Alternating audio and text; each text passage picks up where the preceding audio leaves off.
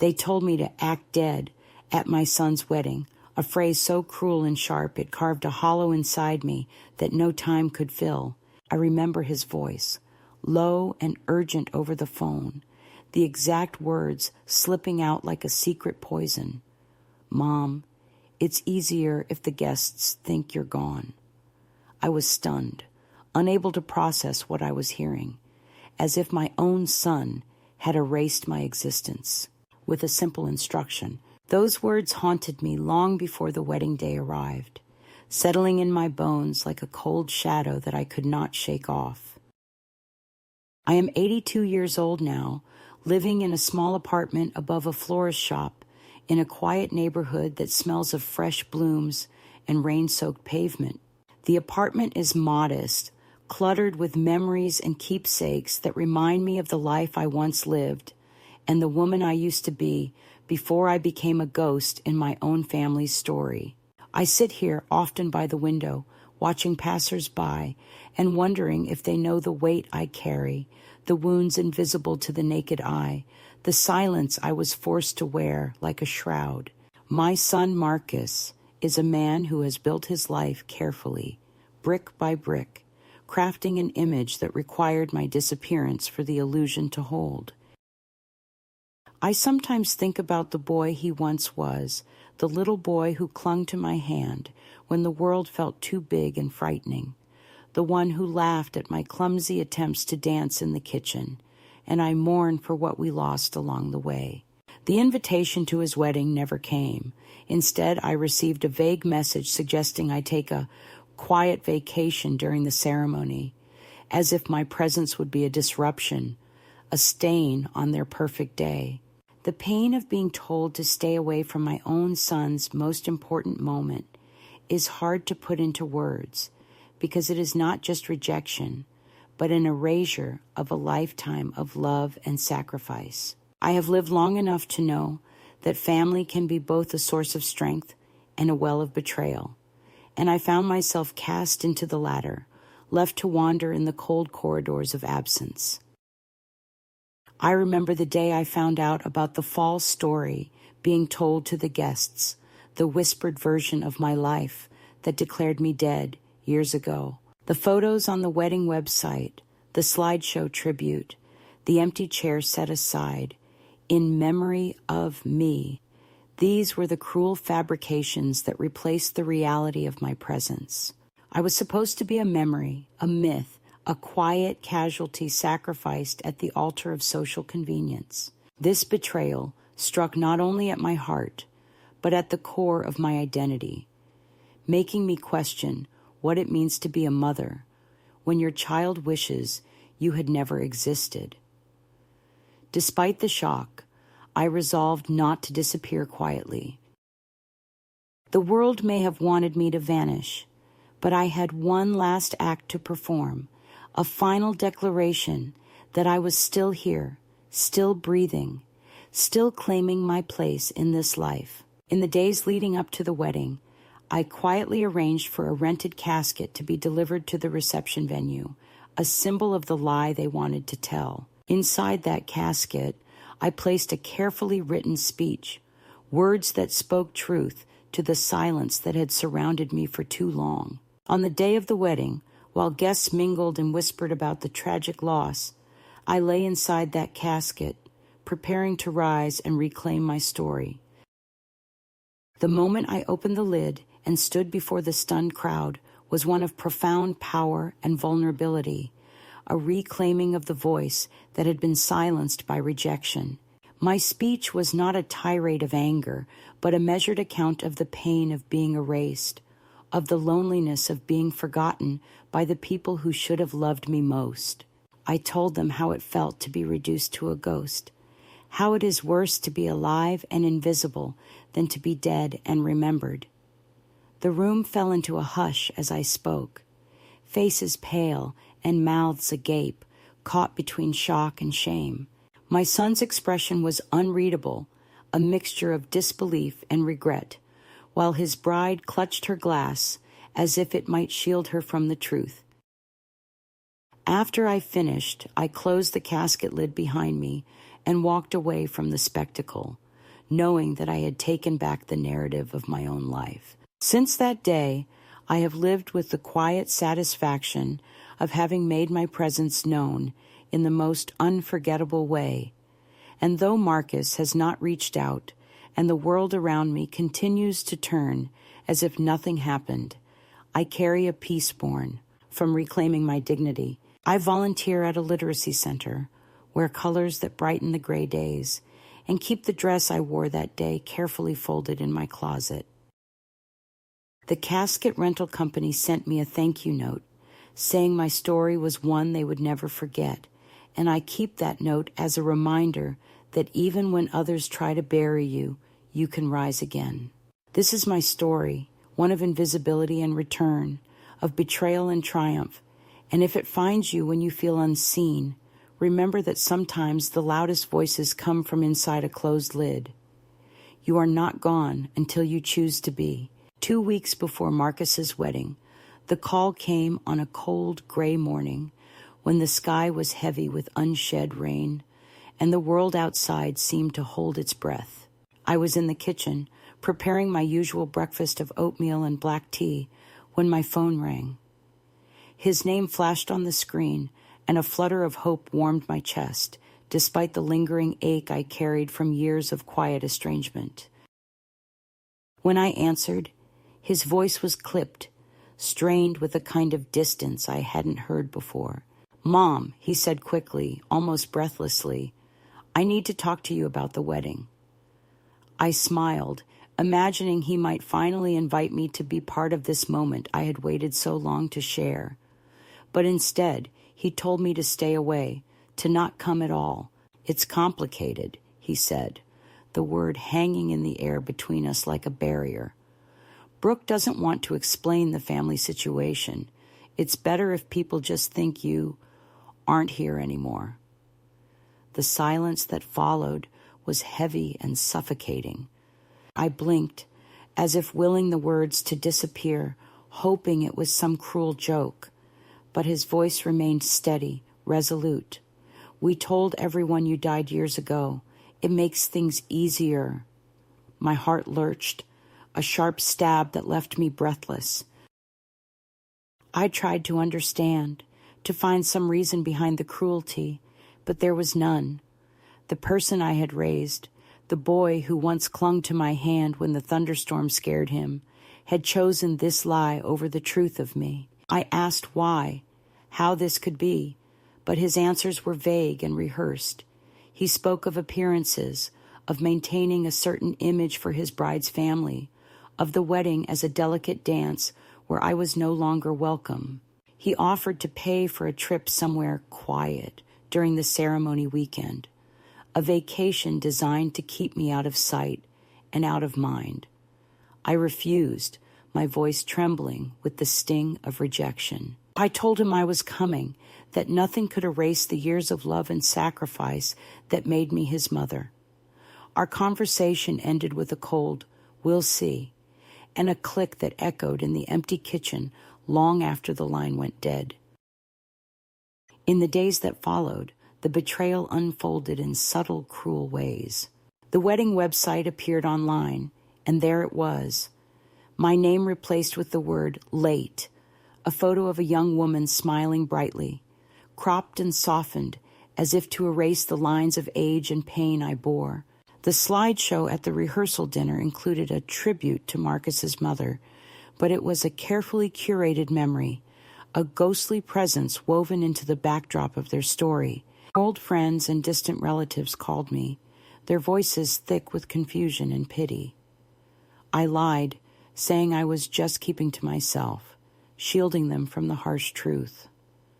The pain of invisibility settled over me like a shroud. I was there in the same town, yet erased from the narrative of the day that should have been mine to share. The echoes of laughter and music from the wedding venue felt like a distant world, one I was no longer part of. The people I had raised, fed, and nurtured had constructed a reality in which I was dead. It was a silence louder than any argument, a refusal to acknowledge my existence. My attempts to reach out to Marcus were met with cold indifference or outright avoidance. The invitations I received were perfunctory and distant, thinly veiled attempts to placate rather than include. Each message was a reminder that the bond we once shared was now severed by a lie, a deliberate choice to erase me from their lives. This rejection was not born of a single moment, but of years of subtle neglect and growing distance, the slow unraveling of a relationship that had once been my anchor. I remembered the small cruelties, the way he avoided my calls, the excuses for missed birthdays, the silences that stretched between us like chasms impossible to cross. The wedding was the final act, the culmination of a long and painful exclusion. And yet, amid the betrayal, I felt a spark of defiance. I realized that if they wanted me to be dead to them, I would show them that I was alive, and no lie could bury the truth of who I was. I began to plan quietly, reaching out to old friends and distant cousins who still remembered me, finding ways to reclaim my voice. The rented casket, the speech I wrote, the quiet rebellion that would take place inside that hollow box were all part of a final declaration that I refused to be invisible. The catalyst was not just the phone call or the lie told to the wedding guests. It was the moment I understood that my son had made a choice to erase his mother, and that I had to respond not with anger, but with strength. It was the moment when betrayal turned into a breaking point, when the silence forced upon me became a loud and clear statement of survival. I was no longer a ghost to be mourned. I was a woman reclaiming her place in a world that tried to forget her. The day of the wedding arrived, but I was not there to be a silent shadow. I was ready to emerge from the casket and speak my truth, to remind them all that death is not the absence of life, and that even when others choose to pretend, I am still here, still breathing, still demanding to be seen. After the cruel conversation with Marcus and the bitter realization that I was to be erased from his wedding, I found myself caught in a strange limbo, where my presence was neither welcomed nor fully denied, but carefully ignored. The world I had once inhabited, the family I had nurtured and supported for decades, seemed to have folded in on itself, leaving behind a void filled with silence and absence. The days leading up to the wedding were marked by a creeping invisibility that deepened with each passing hour, a slow but relentless erosion of my identity within the very people who bore my name. I watched from the shadows as invitations were sent, guest lists finalized, and the narrative of the day carefully curated to exclude me, to recast me as a memory rather than a living woman. There was no dramatic confrontation, no shouting or scenes. Instead, the erasure unfolded quietly, like a dimming light, almost imperceptible until the room was plunged into darkness. The wedding website was a particular wound. It bore a page dedicated to Marcus's mother, but the words were carefully chosen to suggest that she was a figure from the past, someone who belonged to a storybook rather than the reality of the day. The photographs were carefully filtered, the smiles softened, the years compressed into an image of youth that bore no resemblance to the woman I had become.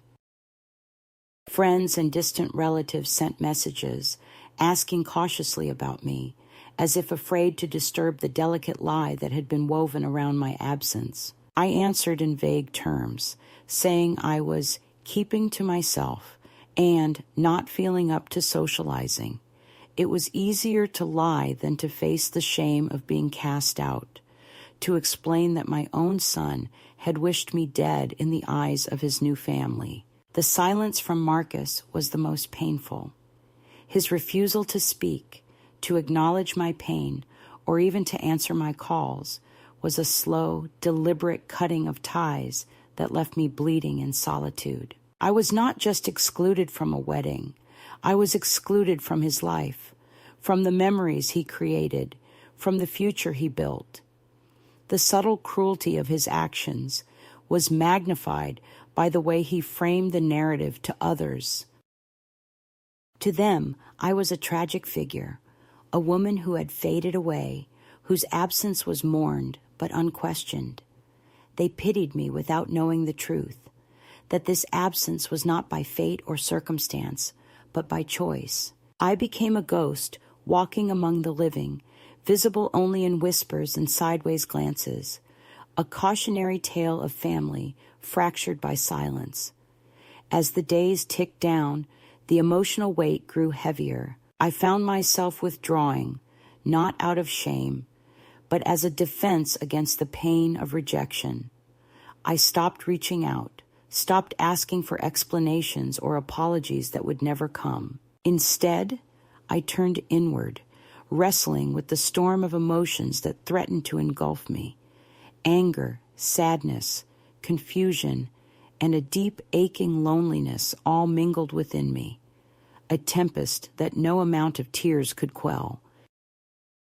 Yet amid the darkness, a quiet resilience began to grow. I remembered the years of love and sacrifice, the nights spent comforting scraped knees and broken hearts, the meals prepared and lessons taught, the endless acts of care that had defined my role as mother and grandmother. I realized that their attempt to erase me was not a reflection of my worth, but of their fear and selfishness.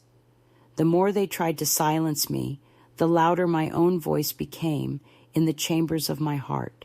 In the days before the wedding, I took small acts of rebellion, subtle assertions of my presence in a world that sought to forget me. I returned to old friends who still remembered me, found comfort in the company of those who saw me not as a ghost, but as a woman with a story to tell. I began to write again, filling pages with memories and feelings I had long suppressed. The act of putting pen to paper was a lifeline, a way to reclaim my narrative and prepare for the confrontation that was to come. One afternoon, I visited a small, quiet chapel near my apartment, a place where I had once taken my children to pray and find peace. Sitting in a pew, I allowed myself to grieve for the loss of the family I had known and the rejection I had endured. The silence of the chapel was a balm to my wounded soul, a place where I could gather strength for the battle ahead. I made arrangements to rent a casket, a symbolic vessel for the lie Marcus wanted the world to believe. It was not a morbid act, but a deliberate statement. If they wanted me to be dead to them, I would give them a performance they would never forget. Inside that casket, I placed a speech I had written, a testament to the pain of erasure and the courage it takes to reclaim one's life. I practiced it quietly, over and over, until the words felt like a shield I could carry into the storm. The day of the wedding arrived, and with it, a mix of emotions I had not anticipated. There was fear, yes, fear of humiliation, of confrontation, of the unknown. But there was also a fierce determination, a refusal to be invisible any longer. When I lay inside that casket, waiting for the moment to emerge, I felt the weight of years pressing down on me, but also the lightness of reclaiming my truth. The act was not just for them, but for me. A declaration that no one, not even my own son, could dictate my worth or silence my voice. This first escalation, the slow and quiet erasure, followed by my deliberate planning and preparation, marked the turning point in my journey. It was the moment when I stopped waiting for permission and started taking back control. The subtle cruelty of exclusion was met with the quiet power of resistance. And though the road ahead would be difficult, I was no longer a passive victim, but an active participant in my own story. The moment when I decided to take control of my story was not sudden, but it marked a profound shift in the way I saw myself and my place in the world. For so long, I had allowed the silence imposed upon me to shape my identity, to make me small and invisible. Yet, as the wedding day approached, I felt a stirring inside, a flicker of something I thought had long been extinguished, a fierce and unyielding resolve. I knew that if I was going to be treated like a ghost, I might as well haunt them properly. In the days before the ceremony, I reached out quietly to a cousin who still maintained connections with people in Marcus's circle, someone who could help me arrange the one thing that would speak louder than words, a rented casket. It was not an act of despair, but a carefully calculated symbol, a vessel that would carry not my death, but my voice back into the room where I had been so deliberately erased. The casket was delivered discreetly, a stark contrast to the polished elegance of the wedding venue, where it would soon take its place as a silent testament to the lie being told. Inside that hollow box, I placed the speech I had written, words crafted from years of pain, love, and resilience. I practiced reading it in the quiet hours of the night, the pages folded carefully inside the lining of the dress I planned to wear, a dress Marcus remembered from my high school days, a reminder of a time when I was not invisible but central to his life. This act of preparation was transformative. It gave me a purpose beyond the pain, a mission to reclaim my narrative and demand recognition not through anger or desperation, but through a quiet, undeniable truth. On the morning of the wedding, I dressed carefully, choosing the dress and accessories with intention. The fabric brushed against my skin, comforting and familiar, as if it held the strength of the woman I once was and the one I was becoming. Arriving at the venue, I was guided to a back room where the casket would be placed, a small corner set aside for a memorial tribute to Marcus's mother. The irony was not lost on me. The lie they told required a ritual, a moment of mourning for someone who was very much alive. As I settled into the casket, the silence around me deepened. I could hear the distant murmur of guests, the clinking of glasses, the soft strains of music that underscored the day's celebration. Inside the wooden box, I felt a strange mixture of confinement and liberation. The lid was heavy, but it was also a shield, protecting me as I gathered my strength. I thought of the years of quiet endurance, the moments of being seen and unseen, loved and neglected. The casket became a symbol, not of death, but of my refusal to be silenced any longer. When the time came to open the lid, I emerged slowly, deliberately, allowing the shock to ripple through the room. The guests froze, their smiles faltering, their conversations dying on their lips. Marcus's face turned pale, his carefully constructed facade cracking under the weight of truth. Brooke clutched her champagne flute as if it might protect her from the disruption I represented. I began to read my speech, my voice steady despite the pounding of my heart. I spoke of silence, of erasure, of the pain of being written out of one's own story.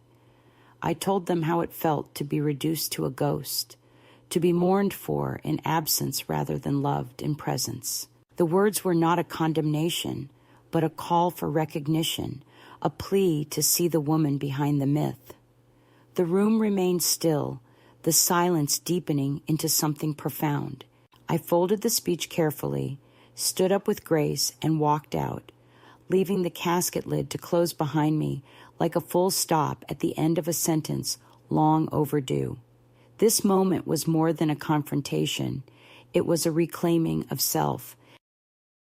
The shift from silence to voice, from invisibility to presence, marked a turning point in my journey. I realized that while I could not change the past, I could control how I lived the future. The strength I found in that act of defiance carried me forward, giving me the courage to rebuild my life on my own terms, free from the shadows cast by those who sought to diminish me. After the wedding day had passed, the silence that followed was deafening, yet not peaceful. The act of emerging from the casket and speaking my truth did not bring the immediate closure or reconciliation I had hoped for. Instead, it opened a new chapter marked by a different kind of struggle, one that tested the boundaries of my strength, my patience, and my resolve. The days that followed were filled with unexpected confrontations, both subtle and overt, as the family and the world around me reacted to the statement I had made. At first, there was shock, a wide and palpable gap of disbelief that slowly morphed into a series of calculated attempts to regain control over the narrative. Marcus, who had frozen in that moment of revelation, now distanced himself even further. His silence became more deliberate, his avoidance a quiet rebuke that spoke louder than words. I learned that Brooke, the woman he had chosen to marry, was working behind the scenes to contain the fallout, carefully managing conversations with friends and relatives to minimize the disruption I represented. The family's response was orchestrated with a chilling precision, a mix of damage control and subtle intimidation designed to pressure me into retreating. Letters arrived, formal and cold, from lawyers who claimed to act on Marcus's behalf. They spoke of concerns for my well-being, of offers to help me transition into a more appropriate living situation. The tone was patronizing, veiled threats wrapped in the guise of care. These letters were not pleas for understanding, but instruments of control, reminders that despite my act of defiance, I was still expected to conform to their idea of who I should be, quiet, compliant, and invisible. I responded with measured calm, refusing to be bullied or coerced.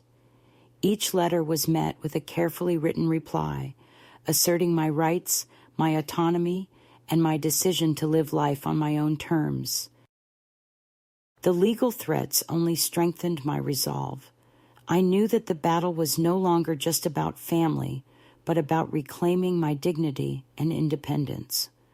Beyond the formal confrontations, there were the social repercussions that cut just as deeply. Invitations that had once been routine stopped arriving. Friends I had known for decades grew distant, caught in the uncomfortable position of choosing sides or retreating into silence. The neighborhood I had called home for years began to feel alien, a place where whispers followed me like shadows. The erasure I had faced within my family extended outward, a ripple of exclusion that threatened to engulf my entire world. Yet amid this second wave of exclusion, a different light emerged. Unexpectedly, my grandson Kieran reached out. Unlike his father, Kieran was gentle, unguarded, and sincere. His letters arrived like lifelines, fragile threads connecting me to the family I had lost but still loved. He wrote of confusion and sadness, of longing and hope. His words were free of blame or judgment. They simply expressed a desire to understand and to be understood. Kieran's presence became a balm to my wounded spirit, a reminder that not all bridges were burned, and that love, in its purest form, could survive even the deepest fractures. We began to exchange letters more frequently, each one a small step toward healing, a quiet rebellion against a silence that had tried to define us. At the same time, Brooke made an unexpected appearance at the cafe, where I had begun to rebuild my life. Her visit was tentative, marked by awkwardness and unspoken tension. She spoke softly, her eyes avoiding mine as she attempted to explain the family's decisions. "We panicked," she said, her voice barely above a whisper. "The flight was boarding. The kids were restless. We thought you were behind us." Her words were a fragile confession, but they carried the weight of guilt and regret. I listened without interruption, not to forgive or condone, but to acknowledge the complexity of the situation. The encounter was a turning point, revealing the layers of fear, control, and misunderstanding that had shaped our fractured relationships. Meanwhile, the local news picked up on the story of my disappearance and dramatic return, publishing articles that painted me as a missing matriarch and family enigma. These public portrayals, though tinged with sympathy, also reduced me to a spectacle, a character in a story I had lived but could no longer control. The media attention brought new visitors, questions, and unwanted scrutiny. Yet, it also forced the family to confront the consequences of their actions on a wider stage. I received messages from strangers who had experienced similar betrayals, offering solidarity and shared strength. Their stories became part of my healing, a reminder that I was not alone in my fight for recognition and respect. The crescendo of this second escalation came with a letter from Marcus himself, filled with anger, accusations, and veiled demands. He accused me of causing distress during what was meant to be a joyful occasion, of turning a family celebration into a battleground. There was no mention of the pain I endured, no acknowledgement of the years of silence and neglect that had led to this rupture. Instead, his words sought to paint me as the antagonist, the source of discord. I read the letter carefully, folding it with a calm I did not fully feel. This was the final push, the last attempt to shame and control me. But I was no longer the woman who would bend under the weight of their expectations. I responded not with anger, but with clarity. I refused to be manipulated into silence again. The boundaries I set were firm and clear. I would live by my own terms, free from their control, free from the chains of past pain. This was not revenge, but liberation. Alongside the familial turmoil, new relationships blossomed that grounded me and gave me hope. Arthur, a kind widower I met at the cafe, became a steady presence in my life. His quiet companionship and gentle humor reminded me that connection could be simple and healing.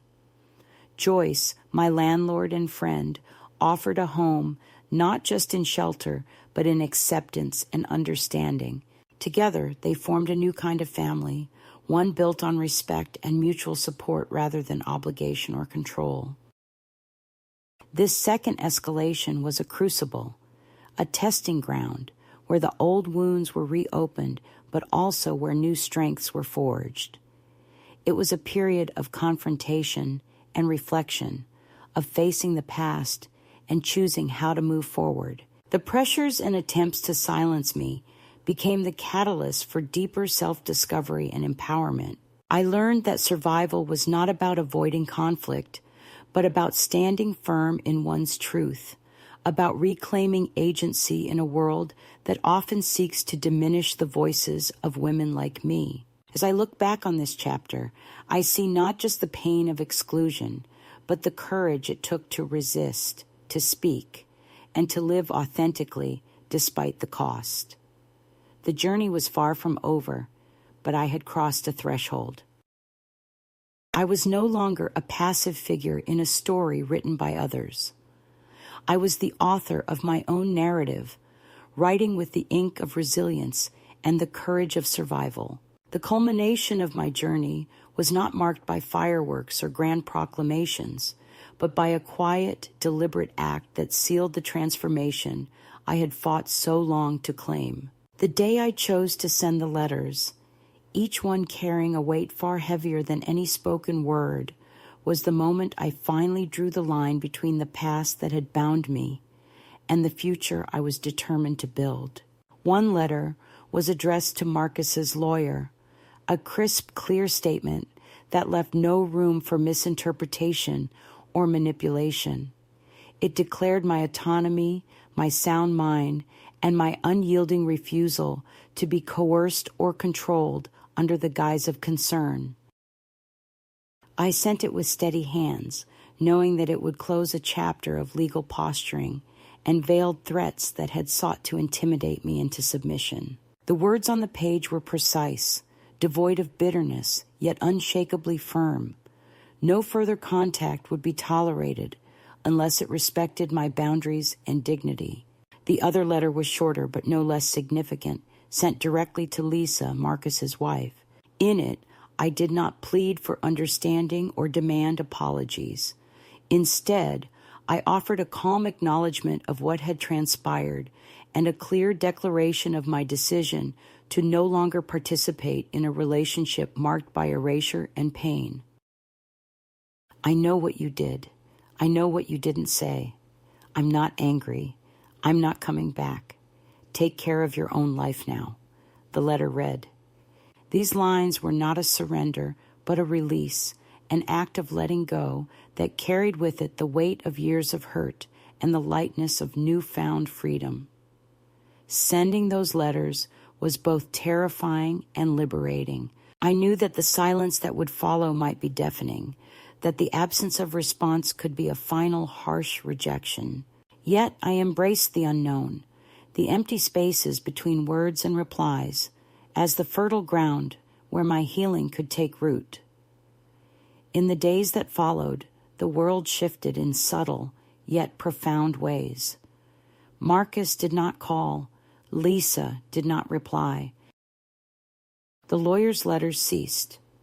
It was as if I had stepped off a precipice into a void.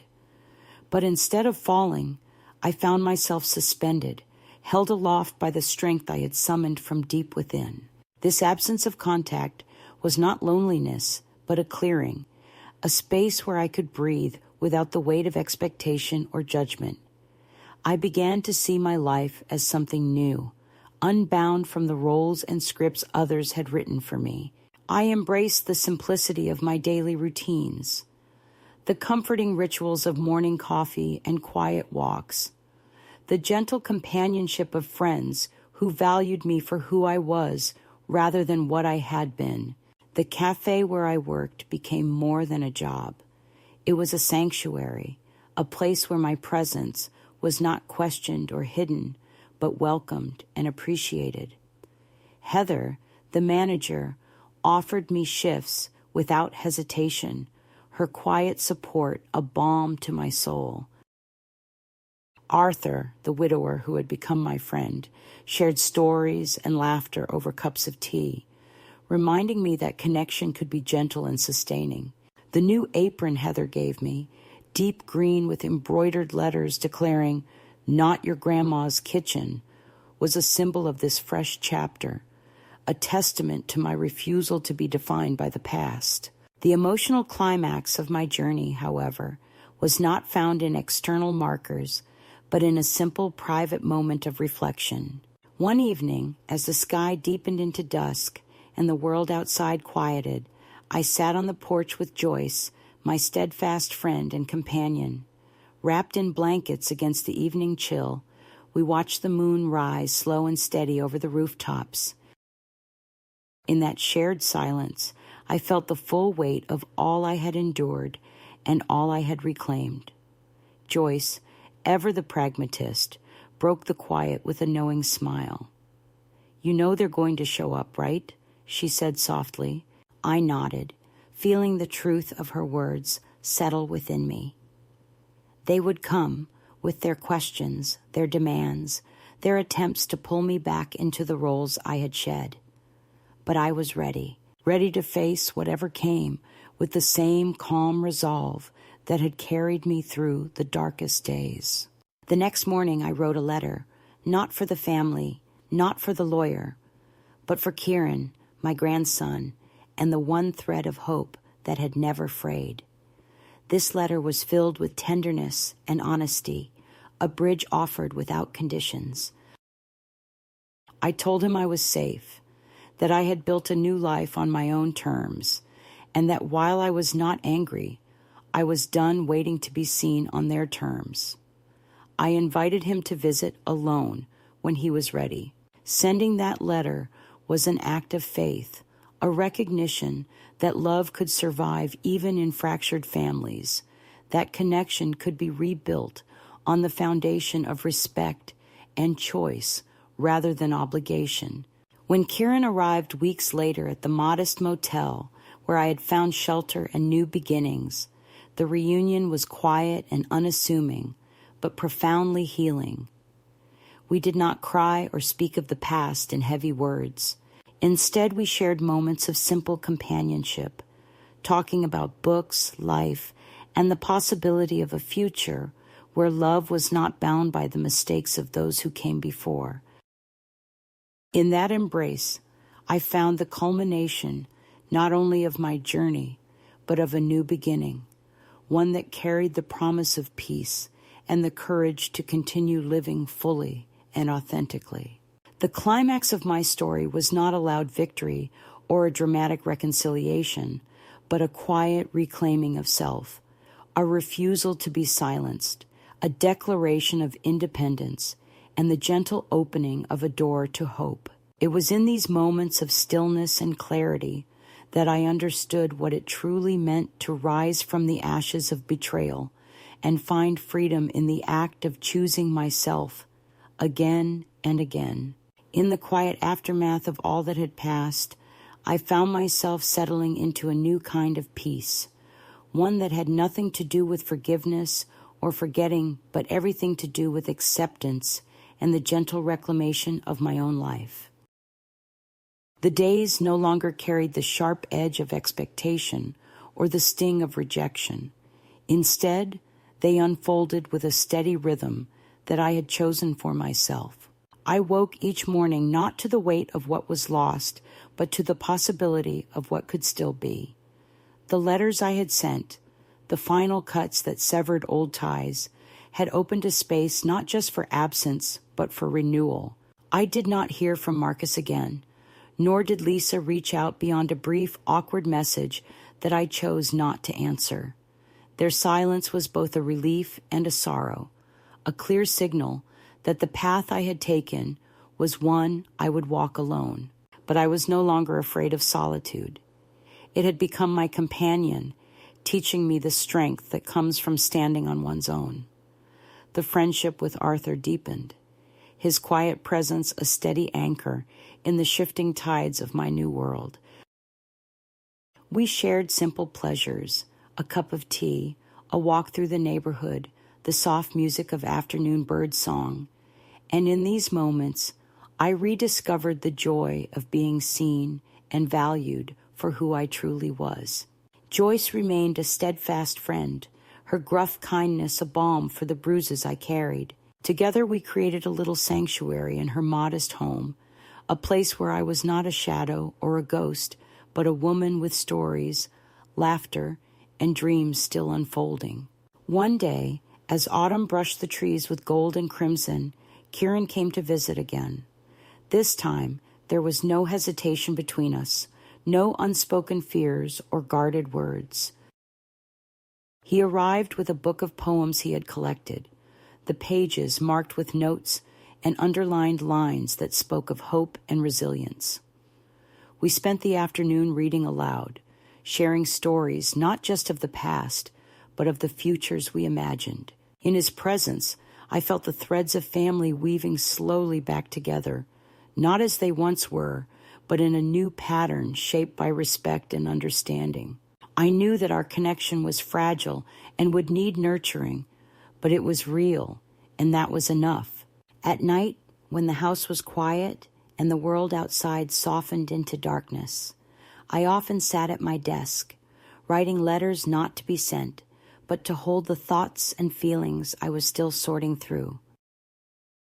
One letter, folded carefully and tucked behind my old recipe cards, was addressed to myself, a reminder and a promise. "Dear me," it began, "you waited so long for someone to save you. You forgot you were always the one holding the key. You didn't lose them, they let go. And you finally let go back. And look at the life that opened. Well done." These words were not self-congratulation, but a quiet acknowledgement of the journey I had traveled, the grief, the courage, the relentless hope that carried me forward. The community around me grew slowly. New friendships blossomed, and I found myself involved in small acts of kindness and service that grounded me and gave purpose to each day. I baked for potlucks, volunteered at the local library, and shared my stories with women who, like me, had faced invisibility and rejection, but were finding their own paths to healing. Each step was a testament to the resilience that lives in the quiet corners of our hearts, the strength that rises not in grand gestures, but in the steady claim of our right to exist fully and freely. Looking back, I see now that I was never truly abandoned. I was released from the roles that no longer served me, from the expectations that sought to silence my voice. I did not rebuild my life. I built something new, something unshakable and true. If my story reaches you, if it finds you at a moment when the weight of being unseen feels too heavy, know this: you are not alone, and it is never too late to choose yourself. You are your own sign, your own noise in the silence. And when you do, come back and tell me.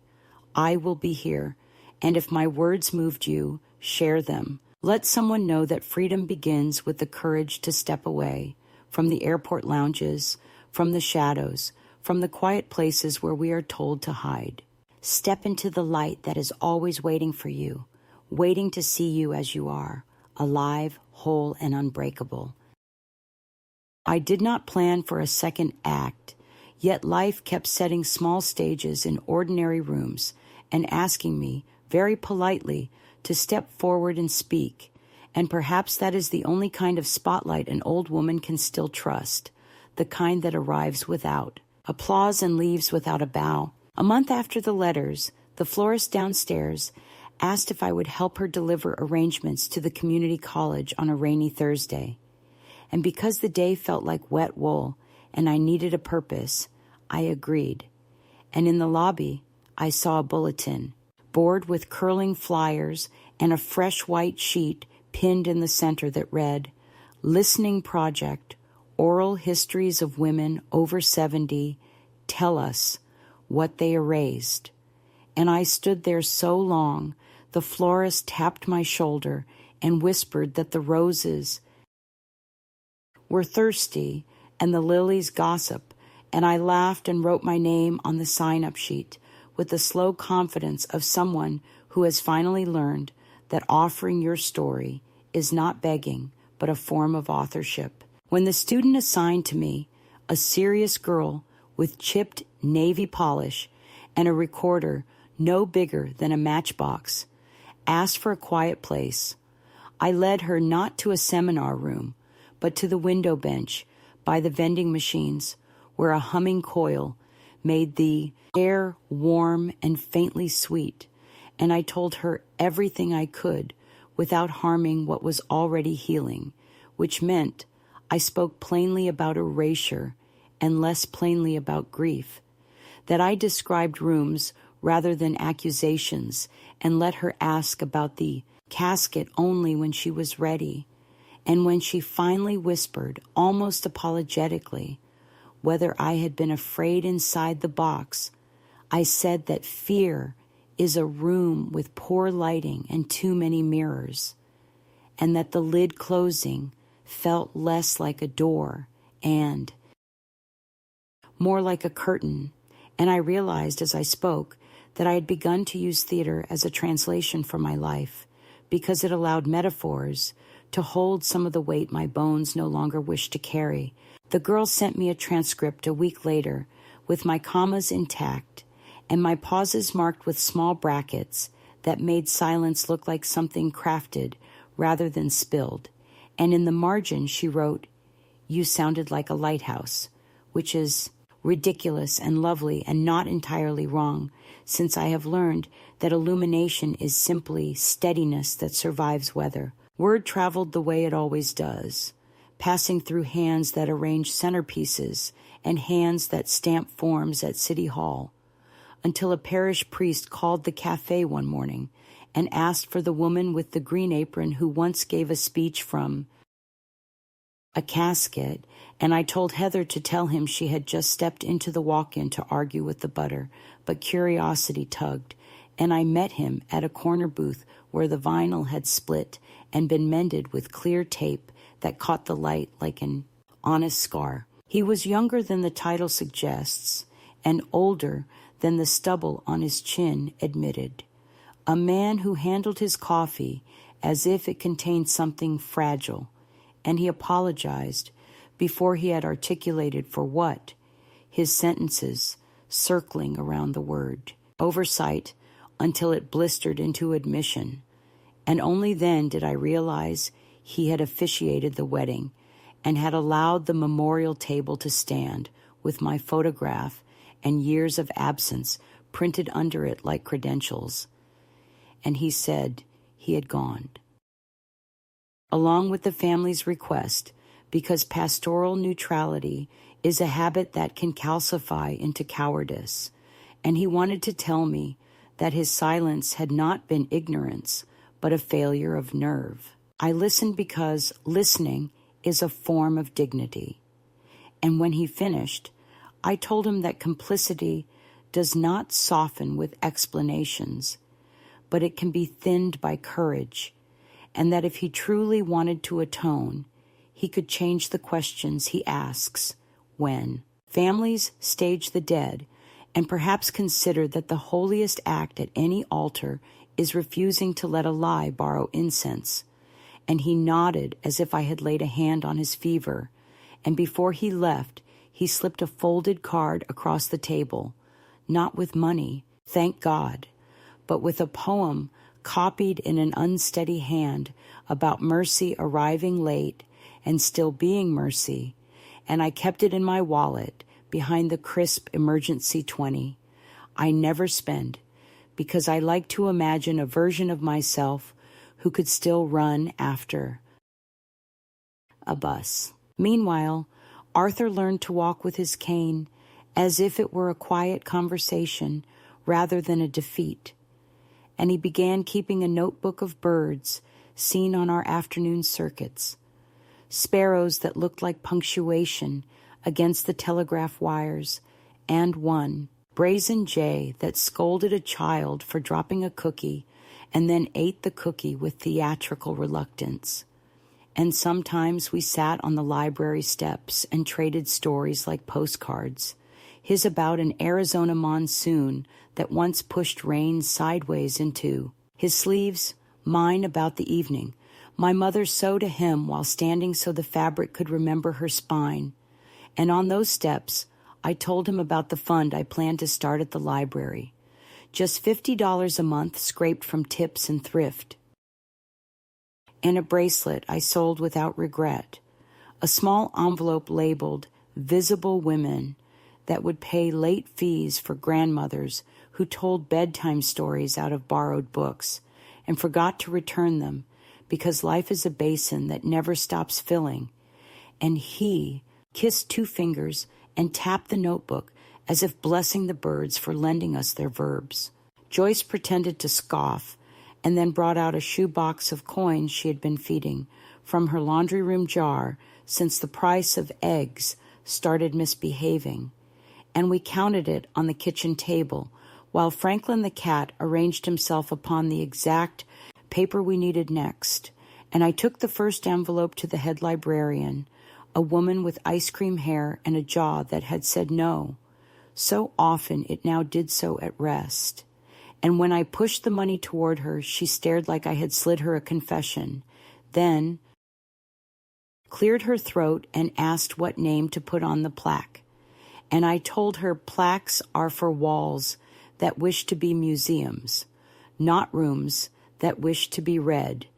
And we settled on a small line near the checkout computer that said late is not a moral category, which made 3 teenagers laugh out loud and one father fold it into a lesson that looked suspiciously like compassion. If there was an unpredictable turn, it arrived as a practical request that understood theater better than the wedding ever did. The community center hosted a series called Living Funerals, a strange and tender experiment where people who feared vanishing practiced saying goodbye while still breathing, and the organizer, a woman whose clipboard had weathered more seasons than my coat, asked if I would facilitate the first circle, because she had heard I could speak from inside a box without sounding buried. I told her I would do it if we used an open pine coffin with no hardware and a rug underneath that didn't pretend to be anything grander than clean, and she agreed. And on a Saturday that smelled of floor wax and shy courage we gathered, 6 strangers and me, and I watched them rehearse the sentences they had always wanted to hear addressed to their names, not the eulogies that make a life sound airbrushed, but small sentences that felt like broth. You made soup for me the winter my heat broke. You laughed at my joke before I finished it. You showed up with a hammer and stayed until the shelf stopped sighing, and when it was my turn they would have let me pass. Generosity being a currency the frightened spend too quickly, but I said no and climbed in barefoot because shoes make too many formal promises, and I described the sensation of closing one world to enter another of my own making, how the grain under my palms felt like an old hymn, how I learned to leave a little space between my back and the bottom so breath had room to choose not to argue with wood. And when I sat up again, I saw a man crying into both hands, like someone finally taught him how, and afterward he pressed a note into my palm that simply read, "Thank you for making an exit look like a doorway and not a verdict." Kieran began calling on Sundays, not dutifully, but with the ambling warmth of someone who has found a bench he likes and keeps returning to it, and we developed rituals that felt like stitching rather than stitches, comparing the worst metaphors we had read that week, trading photographs of unremarkable skies because the unremarkable ones ask less of you, and once he sent me a picture of his shoes beside a small mossed stone that said, "Mother in a cemetery he had wandered into by chance," and I answered with my own picture of a park bench I had adopted without paperwork, and we decided that benches are simply horizontal tombstones for the living, which is not morbid if you accept that rest is a holy practice. He came in person with a box of unsorted snapshots rescued from a garage shelf, and we spread them on Joyce's table like tarot, letting the images tell us what future they were willing to promise. And he asked if he could take the graduation photo, where my hair was trying to be a halo and failing, and I said yes, because failure is an honest stylist, and he slid the picture into his wallet without trimming the edges, which made it curl slightly like a living thing. He never pressed me for reconciliation with his father. He understood that bridges are not owed, they are engineered, and sometimes the river below has decided to be a lake. There were still tremors, of course. The phone calls that hung up when I said hello, the letter with a return address made only of numbers and a sentence that pretended to be reasonable, the rumor that I had joined a cult of performance grief, which made me laugh hard enough that Arthur worried and rubbed my back exactly 3 circles longer than necessary, and now when trouble knocks, it arrives like a traveling salesman with the wrong briefcase, and I listen politely, and then remind it that my thresholds are rented to boundaries now. On a windy afternoon, I went to the DMV to renew the photograph that had been punishing me for 7 years, and I wore my navy coat and my mouth the way it is when I have just tasted a line of poetry I intend to memorize, and the young man behind. Camera asked if I wanted to retake because I wasn't smiling, and I told him women my age have been smiling for receipts since the invention of ink, and I would prefer to look like someone capable of telling the truth about the weather.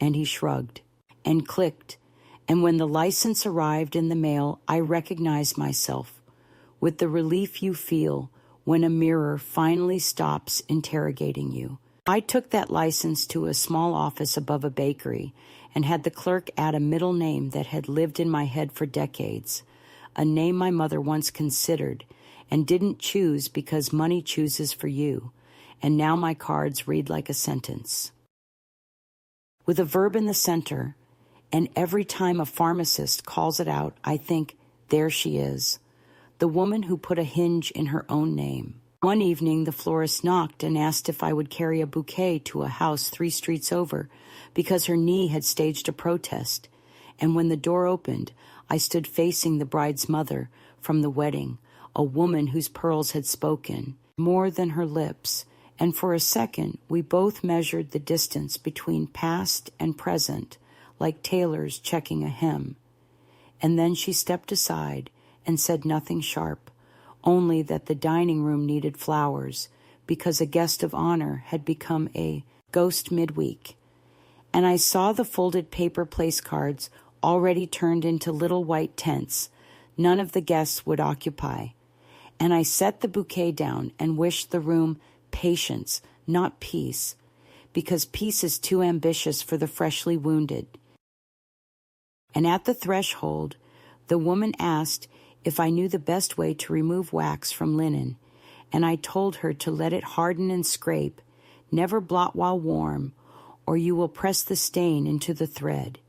And she nodded, as if I had given her something larger than laundry, and I walked home past 3 porch lights that blinked a pattern only moths can read. I dreamed that night of a doorbell that rang, and when I opened it, there was only a pair of shoes pointing outward, and in the morning I decided to buy my burial plot while I am still mobile enough to choose shade, and at the cemetery office, I asked for a corner with poor grass and a view of nothing spectacular, and the director, a woman with earrings like commas, warned me that people regret not choosing trees, and I told her I intend to haunt benches, not branches, and we compromised on a spot where families will pass to reach those they miss, and I can overhear names and lend them a little courage as they walk by.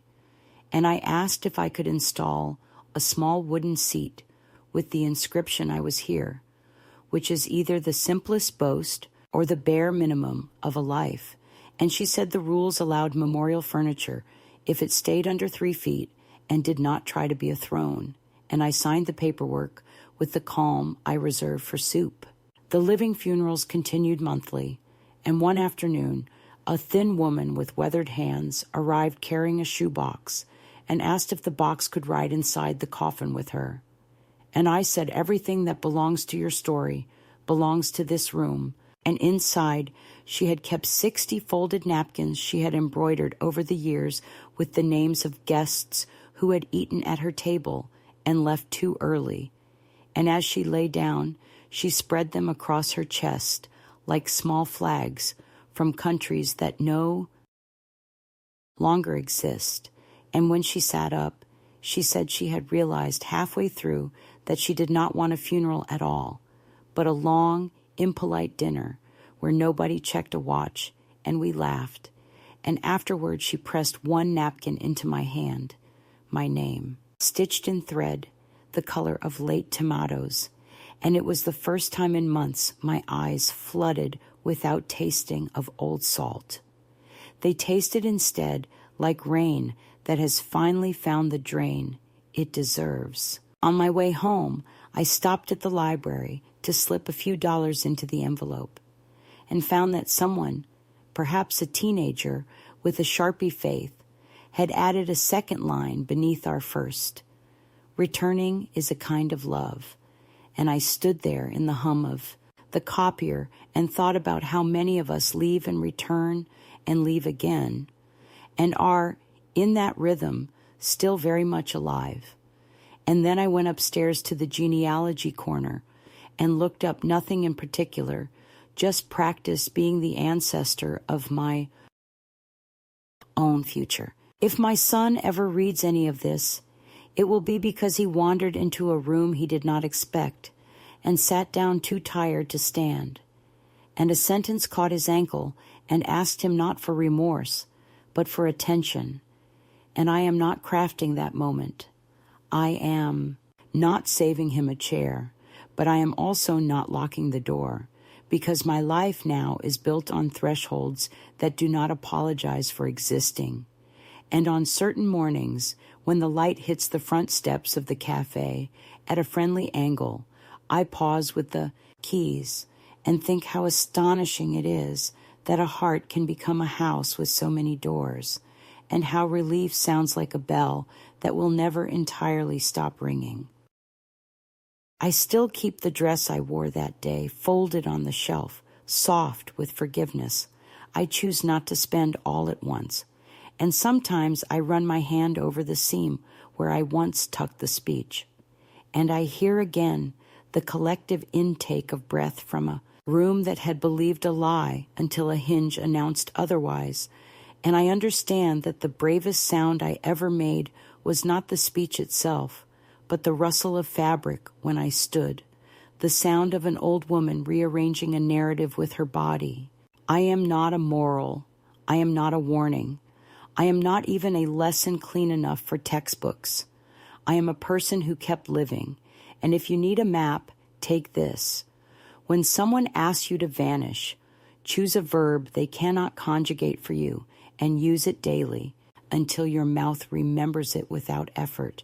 And when the time comes to lie down, on a bench, on a bed, in a box, make sure the lid you close is only on what no longer serves you, and leave the rest ajar for air and for sparrows and for the chance that someone will sit nearby and say your name the way a match says yes to flame.